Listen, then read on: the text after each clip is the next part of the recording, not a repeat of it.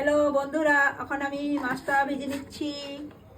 এই মাছটা আমি ফ্রাই করে নিচ্ছি, তার সঙ্গে ভাতটা বসিয়ে দিচ্ছি। এদিকে মাছটা ফ্রাই করে তারপরে মশলাটা করে আমি মাছটা রান্না করব। আগে এখন মাছটা ফ্রাই করে নিচ্ছি, দেখতে থাকুন আপনারা। মাছটাকে আমি ফ্রাই করে নেব, দেখুন,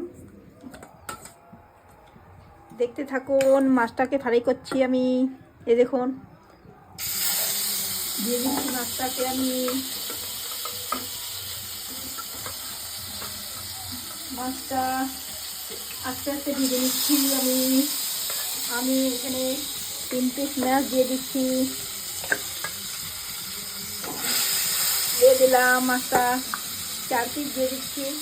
2 ভাগে আমি ভেজে নেব মাছটা। দেখতে থাকুন আপনারা আমাকে।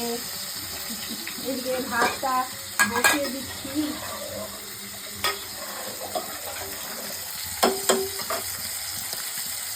এদিকে মাছটা ভেজে নিচ্ছি। তারপরে মশলাটা করে তারপরে মাছটা টমেটো আর রসুন আদা রসুন পেস্ট করে কাঁচা লঙ্কা দিয়ে আমি মাছটাকে বানাবো, টমেটো পেস্ট করে। টাটা।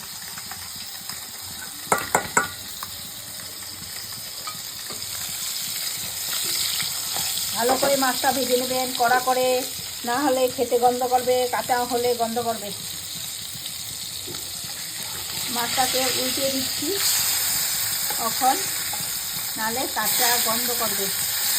ভালো করে ভাজবেন, নাহলে খেতে ভালো হবে না।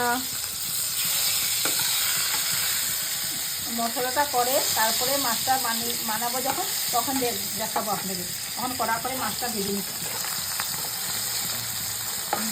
এই দেখুন, দেখতে থাকুন।